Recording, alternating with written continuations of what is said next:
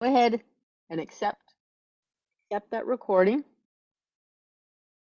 And I'd like to introduce you to Emma Diaz and Becky Foreman, our presenters for the day. And there we go. We're on the first slide.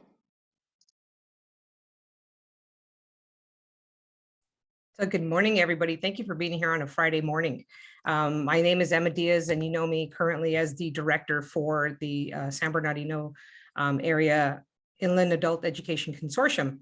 But my second hat that I wear is I work with Becky Foreman, who I'll let introduce herself right now. And we're going to talk about the technology of participation. Becky is a certified trainer and has worked with me over the last 8 years. So Becky, if you could introduce yourself.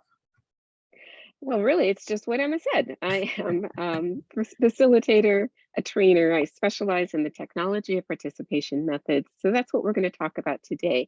And it's been my pleasure to work with Emma over the last 8 years, so she can tell you a little bit more about those experiences. And so here I wanted to start by kind of telling you the story of how we've used facilitation and what it has done for our region. Again, I've been in the position of being a director for the last 8 years. So I was tasked very early on when I came in to start the AB 86 process of creating a regional plan. Mind you, that was extremely overwhelming at the time because we didn't have a lot of guidance. So it all began with AB 86 and the task of creating this regional plan with multiple school system deliveries. I mean, we had, County Office of Ed, we had community-based partners, we had community college, we had, K-12. So it was a little overwhelming to say the least. And so I reached out to somebody who was in the region that was already working with several of the members through the Alliance for Education in San Bernardino. They were working already with multiple systems. And I approached their director one day and said, I really need some help trying to just figure out, what we need to do in the room. And I asked her name is Deborah Mustaine, who's still in the region. And I asked her and I said, could you come in and could you facilitate? Because she had already told me she was a facilitator. Mind you, she was extremely busy and said, I'm really busy. And she says, but I'm going to give you my top facilitator. And to me, I thought, wow, top is the best. And so it's our ongoing joke with Becky because top is the technology of participation, which is what we will talk about, the actual system that is used for facilitation. But in my mind, I was getting the top facilitator and I feel very blessed because it was. Becky really did a phenomenal job. And I want to walk you through the process of how we use this to be able to write an annual plan, a 3-year plan, a regional plan, the skill set that you learn is something that can be applied in multiple places. It could be applied in a classroom, in a board meeting, anywhere where you have people that represent different constituents, different stakeholders, and you want all voices to be heard in the room. That's really what technology of participation is about. So over here, again, it started with AB 86, the task of writing a regional plan. And one of the very first things Becky did with me, and we sat in a room because it was, like I said, it was quite overwhelming. I'm very blessed to have said I have Becky to thank for a lot of what we did very early on. And she said, well, we're going to come up with your rational aim and your experiential aim. And the rational aim is, what do you want them to get done? And I said, well, we need to do a regional plan. But she says, what do you want them to experience as they're writing this plan? And I remember thinking, you know what? I know we don't know how much money we're going to get, but I don't want the money to be the focus. I want the experience for our students to be the focus. So I said, I want to focus on the abundance of money and the abundance of students. That's what I want them to experience in the room. And I set that vision with Becky very early on. And when one of our superintendents actually retired, about 5 years into all of the restructuring of adult ed, on her way out after her retirement party, we walked out and she said to me, I need to tell you that when I walked in, I thought we were all competitors. And she says, today I'm leaving after 5 years. She's like, and I know all along now that there was always enough for all of us. And I think that was the confirmation of what the vision I had set with Becky very early on. So it does work. The process does work. Now, why did we use this is because we wanted that inclusivity and inclusiveness for all of our participants, whether they were teachers, whether they were faculty at the college, whether they were staff, meaning they could have been classified staff, and administrators.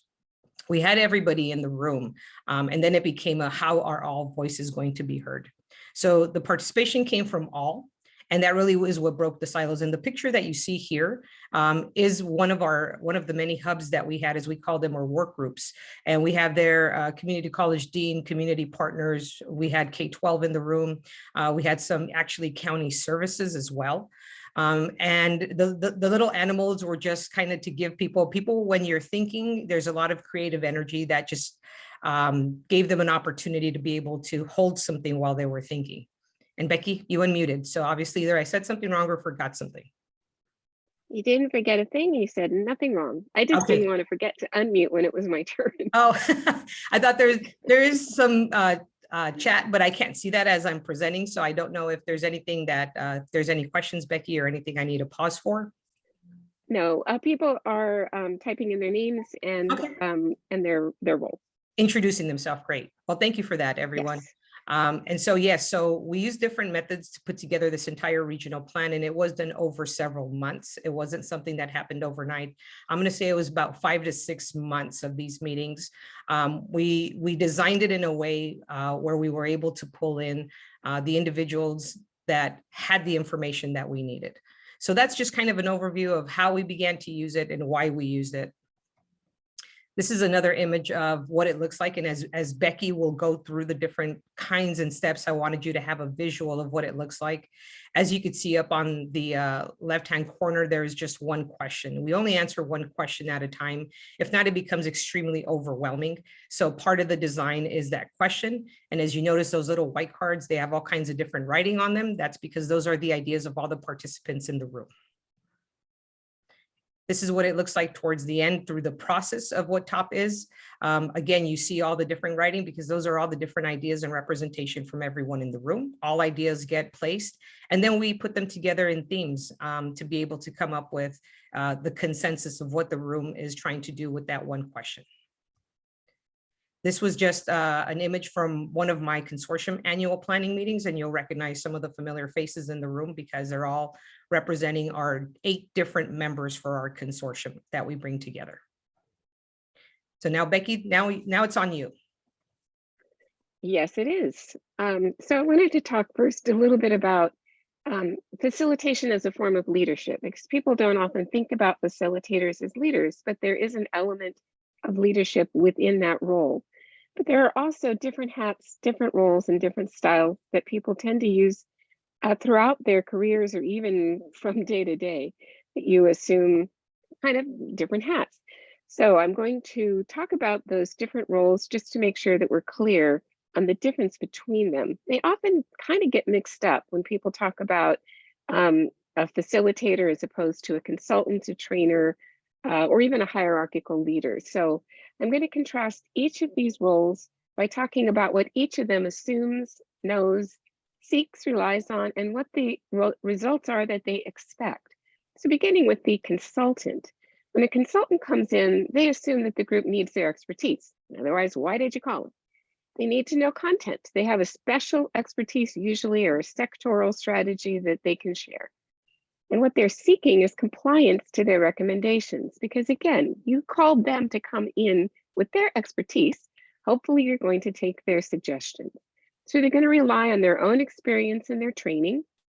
And what they expect is there will be change that will be approved by leadership. So that's the consultant role. The trainer is different. What the trainer assumes is that the group is seeking wisdom. What they know is content, whatever it is they are training. They really seek learner clarity. They are going to rely on their research, their learning, their training. And what they expect is that there will be understanding, that the group will understand what they have learned. So that's the trainer's role, very different from the consultant or the facilitator. The hierarchical leader is probably the oldest form of leadership that we have, probably dating back to the days of the cave dwellers. But that's assuming that there is a leader who is the authority, top of the pyramid. So what that leader needs to know is what to do, always what to do, because it will always fall back on them. So therefore, they always need to make the right decisions. That's what they're seeking. And what they rely on to do that is their individual abilities. And what they expect is there will be decisions and plans that they are going to have created and passed along down the pyramid for others to carry out. And that's a very typical leadership style. There's nothing wrong with it, but it's quite different from the facilitator's role. So the facilitator comes in assuming that the group already has wisdom and experience, and what they know is how to proceed to draw that wisdom and experience from the group. So they have methods to do that. They're seeking decisions that everybody owns. They're owned by everyone, and they're relying on the ability of the group to come together and provide that information. What they really expect to happen, what does happen, is there's a commitment to action at the end of it, because everybody has formed these decisions and these plans together. So those are the different leadership roles. You don't need to answer this, but you just can consider. Go ahead, Emma, that's fine. You can see these little stick figures. Think about how often you see yourselves in these different roles. As a consultant, a trainer, hierarchical leader, facilitator. And like I said, most of us shift from role to role, even maybe within the same day. We can do that. But each of these are important, but the facilitator is quite a bit different. So let's talk about the dynamics of facilitation. Facilitators need to, you can continue, Emma, they focus on process more than content. So let's just stop for a minute to think about that. If you come in as a trainer, you're focused on content. A consultant is going to be focused on content, and so is a hierarchical leader most of the time. But a facilitator is not bought into the final product at all. What they are bought into is the process they use that's going to be facilitative, that's going to be inclusive, that's going to bring people to consensus. So they focus on process. They are not bought into the content. They have no stake in that. And they're flexible. We have to be flexible because you have to respond to the needs of the group, which can change frequently. So there has to be flexibility built in even as you're following specific methods. They have to understand group dynamics because you're working with groups. You need to understand how groups work together and how sometimes they don't work together. And then there are methods that will help groups to work through any issues they may have within their dynamics. And so I think finally, one of the most important things to me is that facilitators don't know the right answers. They're not there to answer a question. They're there to ask the right questions of the group and then trust in the wisdom of the group to come up with the best possible plan or answer for them. And they get things done. I like to say facilitators get things done. So there are methods that we use, and each facilitator will have their own methods, but the ones I use are from Technology of Participation.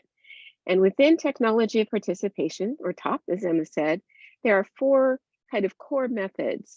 One is the focused conversation, and we're going to demonstrate that in just a minute, so I won't talk too much about that right now. The second is a consensus workshop. And Emma kind of showed you some images of that. That's where we bring people together to share their ideas and come to consensus over any kind of a question or issue.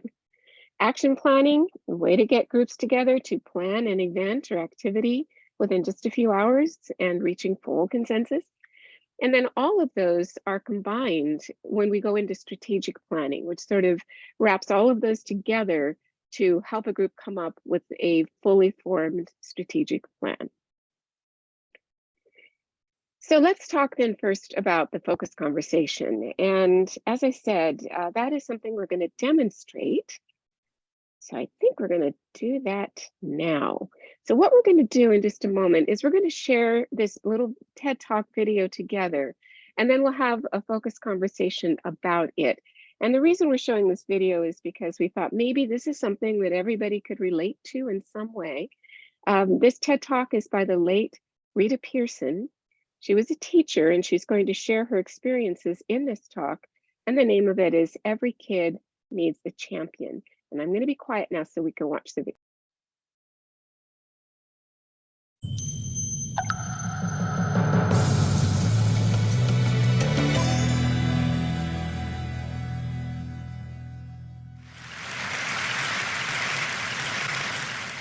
I have spent my entire life either at the schoolhouse on the way to the schoolhouse or talking about what happens in the schoolhouse.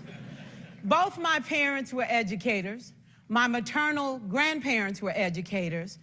And for the past 40 years, I've done the same thing. And so needless to say, over those years, I've had a chance to look at education reform from a lot of perspectives. Some of those reforms have been good, some of them have been not so good. And we know why kids drop out. We know why kids don't learn. It's either poverty, low attendance, negative peer influences. We know why. But one of the things that we never discuss, or we rarely discuss, is the value and importance of human connection. Relationships. James Comer says that no significant learning can occur without a significant relationship. George Washington Carver says all learning is understanding relationships. Everyone in this room has been affected by a teacher or an adult. For years, I have watched people teach. I have looked at the best and I've looked at some of the worst. A colleague said to me one time, they don't pay me to like the kids. They pay me to teach a lesson. The kids should learn it. I should teach it. They should learn it. Case closed. Well, I said to her, you know, kids don't learn from people they don't like.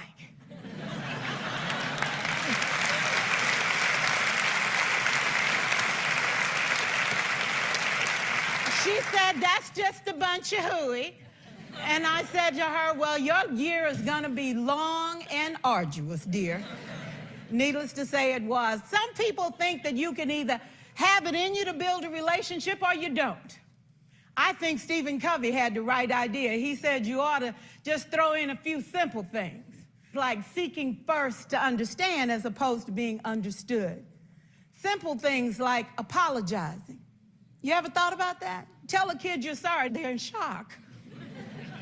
I taught a lesson once on ratios. I'm not real good with math, but I was working on it. And I got back and looked at that teacher edition. I taught the whole lesson wrong. So I came back to class the next day and I said, look, guys, I need to apologize. I taught the whole lesson wrong. I'm so sorry. They said, that's okay, Miss Pearson. You were so excited. We just let you go.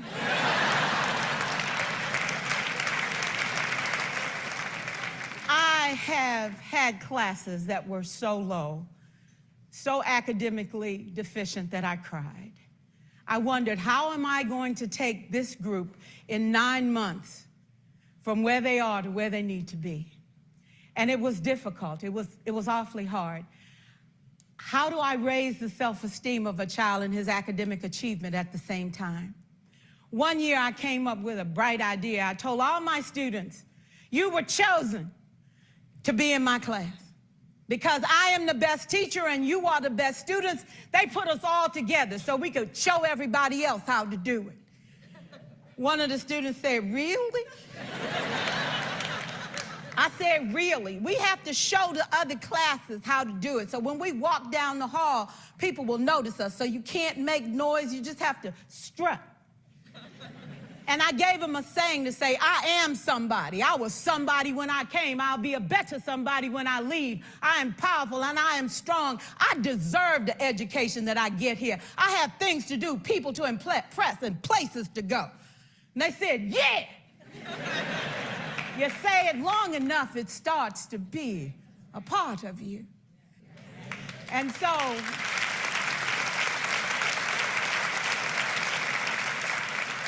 I gave a quiz, 20 questions.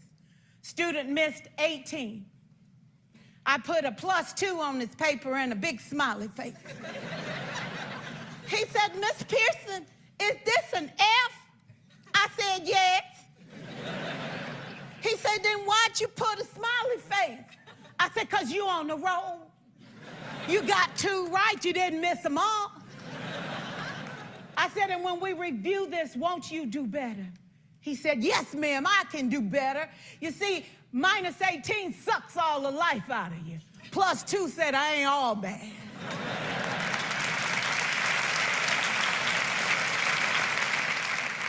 For years, I watched my mother take the time at recess to review.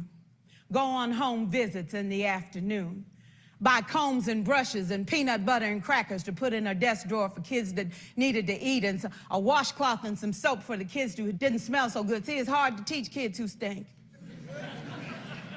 And kids can be cruel. And so she kept those things in her desk, and years later, after she retired, I watched some of those same kids come through and say to her, you know, Miss Walker, you made a difference in my life. You made it work for me. You made me feel like I was somebody when I knew at the bottom I wasn't. And I want you to just see what I've become. And when my mama died 2 years ago at 92, there were so many former students at her funeral.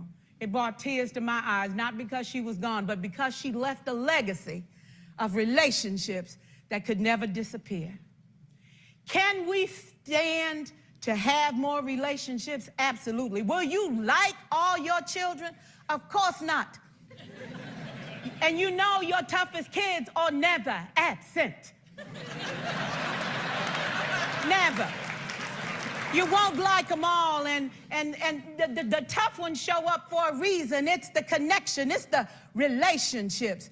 And while you won't like them all, the key is they can never, ever know it.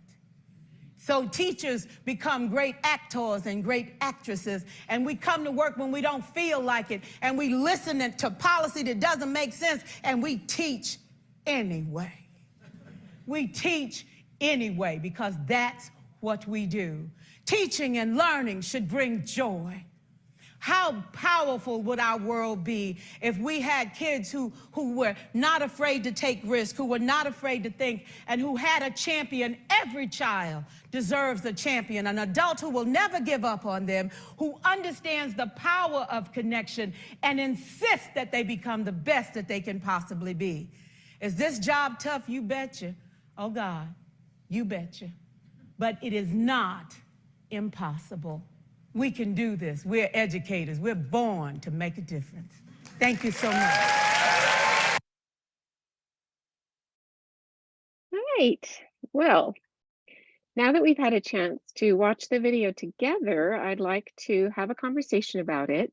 Now, to do this, I am going to ask you to, if you have a response to a question, you don't have to answer if you don't, but if you do, please just unmute and speak, because it's easier than watching for hands raised, which we can sometimes get lost. And Emma's going to help me watch the chat as well. But my first question, without explaining why, don't have to explain why, what's just one word or phrase that you remember hearing in this video? One word or phrase you remember hearing? Relationships. Thank you. Okay. Anybody else? Word or phrase you heard?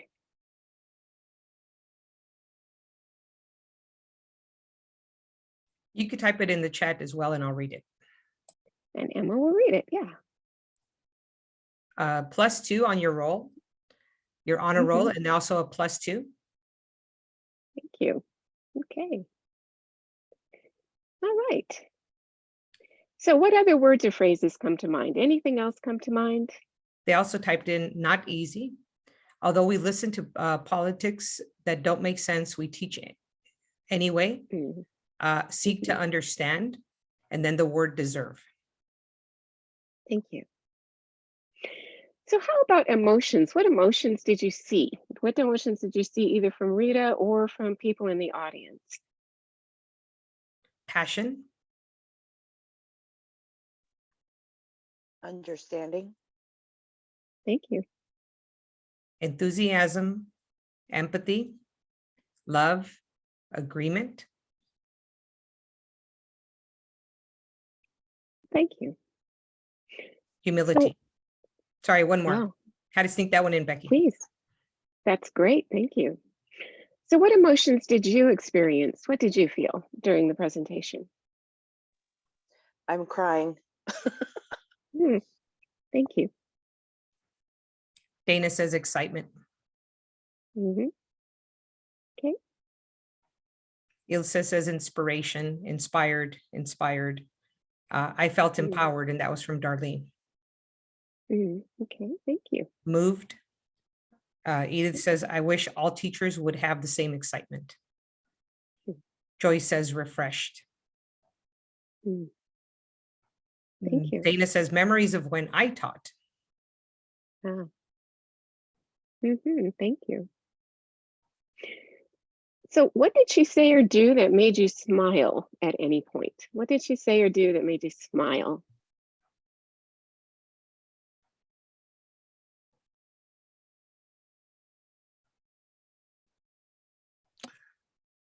Her stories. Thank you. Dana also says her humorous stories. Janae says her honesty, and Joy says smiled and laughed. Thank you. Darlene says, but Miss Peterson, I got 18 wrong. Alejandra says people don't learn from people that they don't like.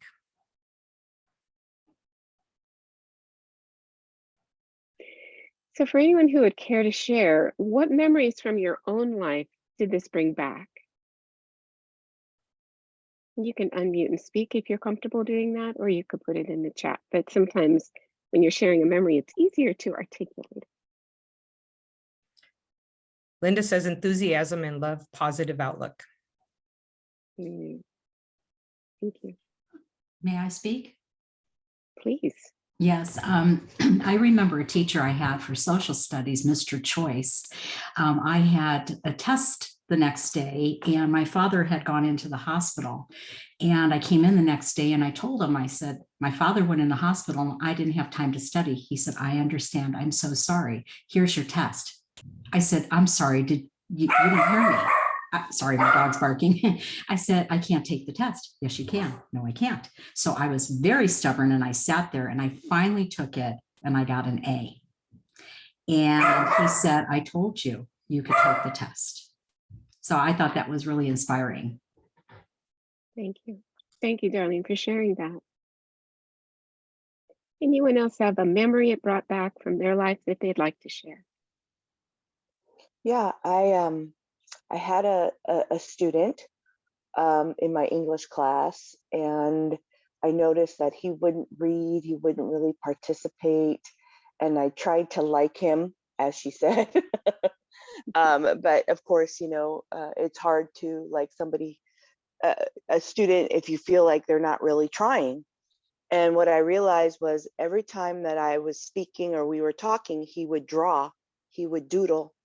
And so I made a decision that we would do a group project on a book and that they would have to draw or create a poster and I have never seen such a change in a kid, like 180 degrees, because that was his thing.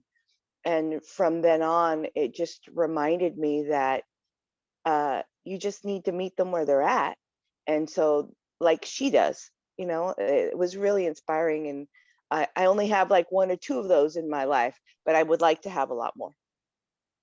Well, thank you very much for sharing that, Audrey. So anyone, what do you think is her intended message? What was the intended message of this TED Talk?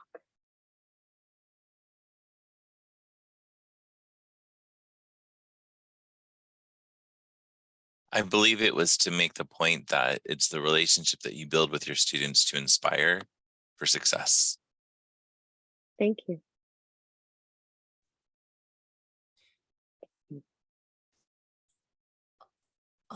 Also, my sense is she removed the higher the structure.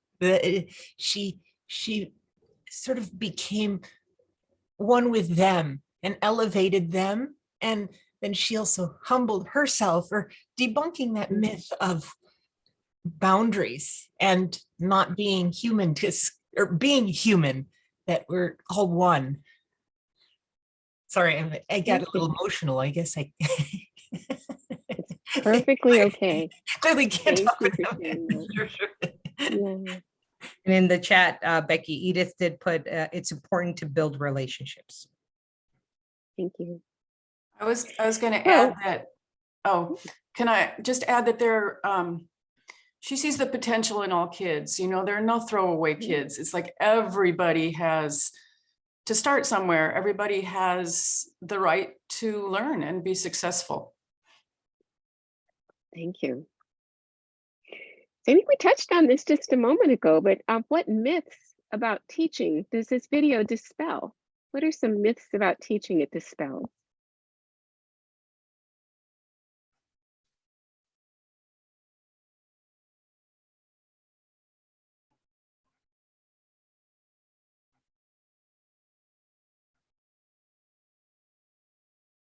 Dana says that the teacher knows everything. Thank you. That some children or some learners can't be helped. Thank you.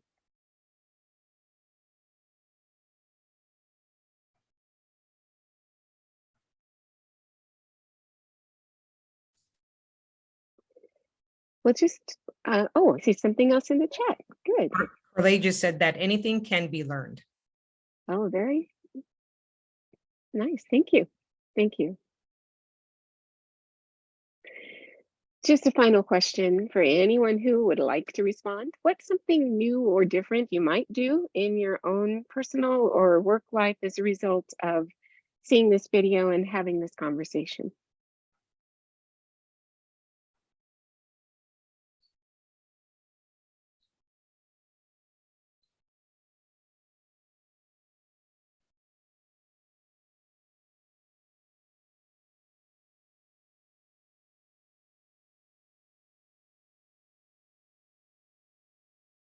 Anything new or different you might try?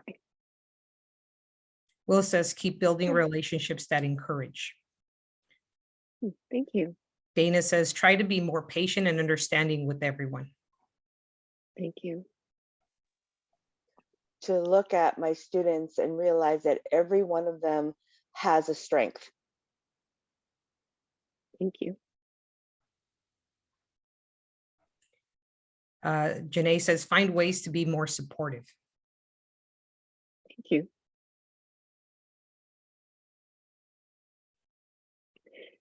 Well, I thank you all for participating in this conversation with me. I've watched this video a lot of times, but every time I share it with another group, I get more insight into it from your own comments. So I appreciate that. Thank you. So that is the end of our demonstration. That was a focused conversation. And so we'll go back to our slides and talk a little bit about why it was structured the way it was. The focused conversation can be used to reflect on anything, to lead a group through a conversation about a change that's going to occur, something that has happened, something they've seen or experienced. And the point of the focused conversation is not to get everybody to agree. People don't have to agree. The point of it is to let everybody have a chance to reflect and to contribute what they got from it and to get multiple perspectives. So it sort of deepens the experience when you're able to have a conversation about it. And it's structured to go through 4 different levels, and I'll show those to you. So the first 3 questions there at the top were the first 3 I asked. What's one word or phrase you remember hearing? Other words or phrases that come to mind? What emotions did you see? And all of that is what we call the objective level. So the objective level, which you can advance the slide, Emma, it's what you see, hear, taste, touch, smell. It's all data. Sensory data is objective. So yeah, thank you, Emma. So the second level of questions are about emotions. What emotions did you experience? What did you say or do that made you smile? And what memories from your own life did this bring back? And I should mention that, of course, these questions are crafted to be appropriate to whatever the conversation is going to be. You wouldn't always ask the same questions. But in this case, this is what we call the reflective level. And it really is getting into more of an internal experience and perspective. It could be emotions, it could be memories, it could be reactions. So that's getting a little bit deeper into the conversation. Then on the third level, I just asked, what do you think was the intended message? And what myths about teaching does this video dispel? And that's, as you're getting into an interpretive level, you're discerning meaning. So you're taking your objective level data and how you responded to it, and then from it, you are drawing some kind of meaning. And then finally, the final question about something new or different that you'll do. It's not because you have to do anything new or different, you don't, but if you are thinking of something, that's the final level of the conversation, decisional, where you're making a choice or taking an action. So every focused conversation is structured following these same 4 levels, with the objective level being meant to open it up to as many people as possible, because they're not getting into really deeper personal questions, but helping you process it, and then just moving deeper and deeper, understanding that as we go through the conversation, we'll get probably fewer responses toward the end where you're really getting deeply into it. But it doesn't mean people aren't thinking about it or processing it, but they may not everybody wants to respond to each of these questions. So that is the focused conversation. Just really briefly, it helps all members participate.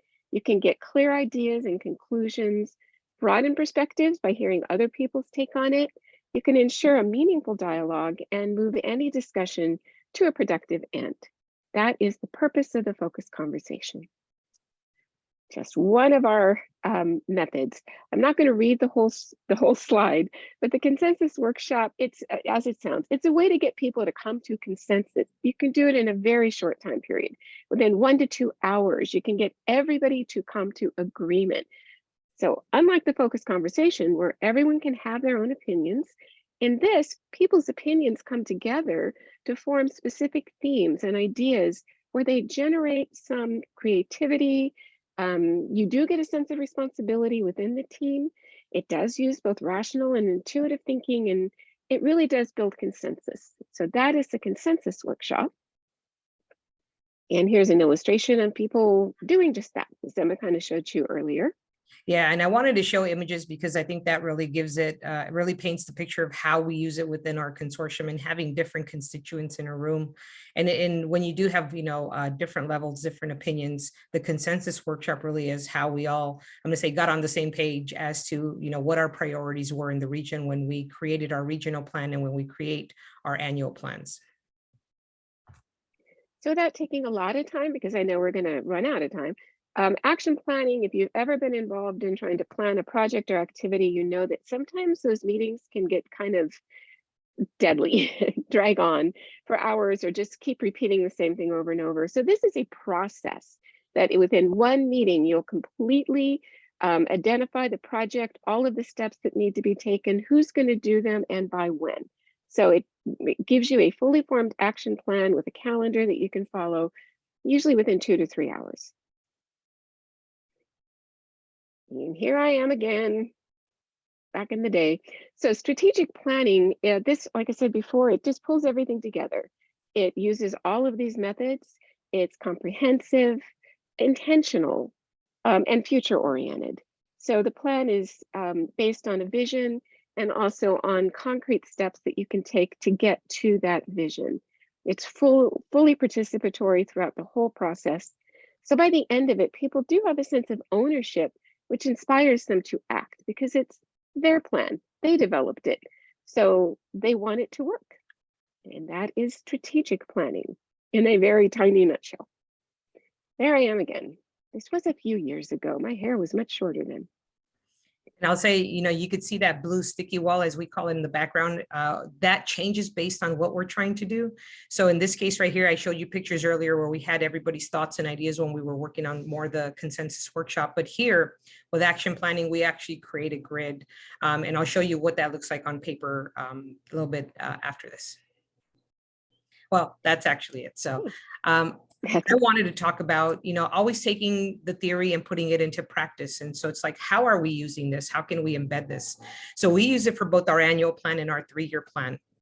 So what we do is it's about how to incorporate facilitation in any of these that you're doing. As Becky said, as a facilitator, it's about asking the right questions. So I want to show you an example of how we did it from beginning to end. Back when we had our AB 86 regional planning, we had 7 work groups, or as we called them, hubs, that were tasked to develop each one of the sections of the plan. So I want to show you one of those 7 sections. And yesterday, if some of you were in our workshop, we did a jam session on transitions. And that was the result of all of this that happened, I'm going to say 8 years ago. And so we started our very first meeting and asked the question of the group. It was, what barriers stand in the way of providing effective transition services throughout our region? That was what we began with. That was meeting number 1, and we brought in deans, teachers, faculty, staff, even community partners of saying, you know, there's many on-ramps to adult education, and then there's many off-ramps of where they want to go. So how, as a region, are we going to provide effective transition services? Meeting number 2, then the question we asked for the room was, what do we want to see in place in 5 years as a result of our action? We began this with before they rolled out AB 104, which they then shortened it to a 3-year vision. But we had a 5-year vision of what does it look like over the 5 years. Meeting number 3 was what practical actions can we take to deal with the contradictions and move forward with our vision. So we talked about what stands in the way. Becky facilitated the room again, different constituents, different stakeholders that were in the room. And then in our last meeting, we actually created it and said, what will our specific measurable accomplishments be over the first 12 months? We wanted to have that action plan of how do we move forward. So that was the process of just looking at transitions. We did the same thing with the ESL group, did the same thing with the basic skills group, so forth, because each one was going to have some differences in terms of the plan, as well as differences with the individuals that were in the room. So again, as Becky mentioned at the beginning, it is about the buy-in. It is about that you're creating this with the individuals that are in the room. So all of those little cards you saw, this is what the result looked like. And I actually included these tables that Becky gave me as documentation within our AB 86 initial regional plan. I use this plan as well when I onboard somebody new, because I say, you know, as a region, we had this massive discussion. That little blue section you see on top is actually the consensus of each one of those sections. When we asked the question, and I have that listed on the bottom, was what barriers stand in the way of providing effective transition services throughout our region? So each one of those little white cards was a thought that somebody had, and those are the bullets you see on the bottom. And then as a group, we had the discussion of coming to a consensus of what does the room think those barriers are. And again, you can see the date. This was back in August of 2014, and it took us about 5 or 6 months of working on this. So that's how we began. Then we set a practical vision for what we wanted to do moving forward. And again, the consensus is what's in the little blue squares. The bullet points are every thought that was in the room. So nobody's thought gets thrown out. Everybody's voice gets heard on that board. Then from there, we met again to come up with a strategic direction of what we wanted to do with transition services. We broke this down over, again, our accomplishments. What does it look like over the first 12 months? And so on that big sticky wall, we actually had the quadrants to be able to visualize what does this look like over 12 months. And then we took that and broke it down. So it's a refinement that happens because, again, getting to that decisional at the end, it incorporates the work that needs to be done, the discussions. Sometimes there are difficult discussions that need to be had. If you see on the bottom, they have, you know, what we needed, the resources we needed to leverage, what resources do we need? Sometimes it incorporates funding, it incorporates personnel. So we wanted to have those discussions up front. And then we refined it even more with each one of these strategic directions. And what did it look like? When is our completion date? What are the steps? This holds people accountable. And as well, like I said, I use it as an onboarding tool when, you know, there's always turnover within the consortium, both at the different levels, whether it's our voting membership, whether it's our principals at our sites, whether it's a new dean, whether it's a new counselor. I use this as an onboarding tool to say, we're welcoming you to something the region has already created. And so, Becky, I will hand that back over to you, but I wanted to show people what it actually looks like in practice. And I know that we have here on the screen, it says closing ORID, and I didn't explain that ORID is a shorthand for a focused conversation. It reflects the different levels: objective, reflective, interpretive, and decisional. And I know we have 12 minutes left. So very quickly, we could have a couple of questions if anyone has questions before we do any other closing. So a couple of minutes if anyone has any questions for me or for Emma.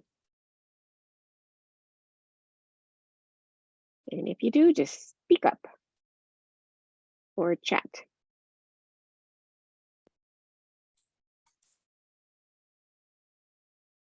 Hi, Becky. It's Dana. Is there a, I don't know, a website or something where we can, that deals with technology of participation. I'll get the, the recording and the materials after the fact, but I wondered if there are any other places to get resources. Yes, actually there is a website that has list of all of the different training courses when they're available and all of that. And that is top-training.net. So it's top-training.net. Great. And that will give you information about all the different courses offered all over the country. And with the virtual training now, it is possible to attend courses almost anywhere without leaving your office. Great. Thanks so much. This is super useful. Thank you. It makes I me see there was a question. Oh, go ahead, please. No, I was going to say, it just makes me think back to our, the interaction in our consortium and our meetings, and what's effective and what's not. So yes, yeah. definitely. Thank you. Mhm. I see Audrey is asking, how do you address those in the group who are difficult? And that's such a good question, and it's really a loaded question. There are different methods that we can use. One of the things that has helped me is the fact that this is an opportunity for everyone to be heard. So even if somebody's got kind of a contrary position, they can still be heard. So we don't cut them off. We don't say, well, we don't want to hear from you. You're too negative. But we have people work in small groups often. And within a small group, people tend to come together and they're a little bit more respectful. It's a little bit easier for them to articulate their ideas, but they can even have ideas that are completely opposite to what a lot of other people have and still find some commonality, some common theme. We've had those columns that Emma was showing you where we've had two cards where one completely contradicted the other, but at the end of it, everybody came together with what the bigger picture was. So it's kind of addressing the bigger picture, being respectful, just profound respect, which is one of our values, and allowing them to be heard without judging or cutting them off. That's just a real simple answer, but it's a complex question.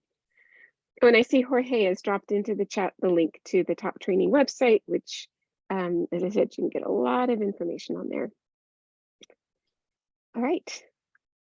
And Audrey, many times the conversations that are tough need to happen because you can't keep sweeping that under the rug. It's better to have it in a facilitated space and environment where people feel safe to share their ideas and talk through them. And many times they realize the idea they had of what was blocking them really doesn't exist.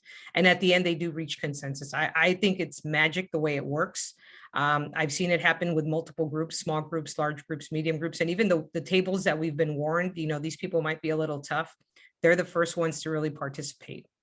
And I think it is just that they're looking for a space for their voice. And Dana, I appreciate your comment too, that she said, I don't mind the people who have contradictory ideas. It's the ones who won't respect the process, interrupt others, insist they are right, etc. And honestly, that hasn't really been happening too much. Because the process is engaging, there are not a lot of people that kind of try to buck it. They just sort of go with the flow, I found in general. But yeah, those people, if they don't respect the process, they create the most, I think, the most problem. And because of, well, I'll say, Becky, your go ahead. Because we address those contradictions in an organized manner. It takes away the finger pointing of people of like, oh, we don't do this because of you or because of you. And so that gets taken out of the conversation. And I think that resistance gets dropped and instantly they do focus on the solutions. Yes, thank you, Emma. Okay, well, I think we do need to start to kind of close now. So I just wanted to say that I know Emma touched on this at the beginning, but just to reiterate, Emma started out as a participant in this. She has since become my co-trainer, co-facilitator. So she is very, very good at this. And it's always an honor to work with her and a pleasure to work with her. She's become, quite a good facilitator in her own right. So now to close the session out, I just want to ask again, these questions are for anyone who would like to answer. And if you'd like to answer, just unmute or type into chat. But first, what is one thing you remember hearing or seeing over the last hour? What's something you heard or saw that you remember? Could be a word, a phrase, an image, whatever.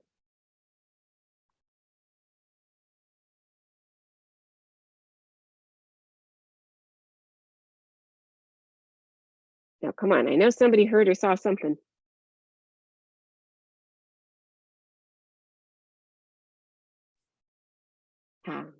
Dana says inclusion of all ideas.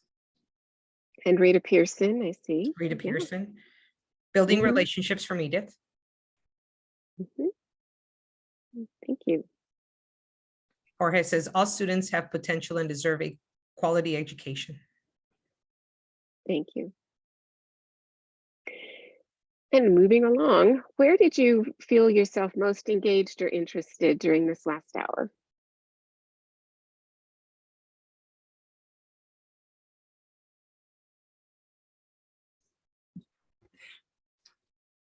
I would say the roles at the beginning of the presentation, how they were defined, but how in sometimes we played so many different roles, and in doing so, it overshadows the others, almost where it's a reminder how leadership is shared governance, especially with the myriad of paperwork and conversations. It's just so yes.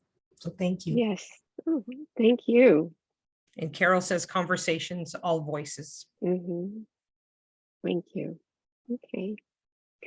So now, if you remember those levels, I'm getting down to what would be interpretive, which is what is one thing that you will take away from this today? What's one thing, one takeaway for you? Anyone who'd like to share?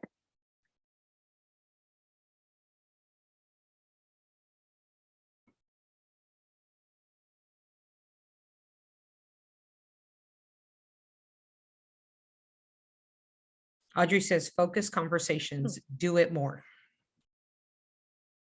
Yeah, I see Janae said also appreciated how the leadership roles were broken down. Thank you. Okay. All right. And I guess that kind of comes to the final question as well, which is what, if anything, might you try to apply from what we've done today? And Carol, thank you for sharing your experiences. Yes, thank you to everyone for sharing your experiences. So anything from today that you're going to try to apply? Audrey said focus conversations. Anything else from anyone? Carol says role clarification. Thank you.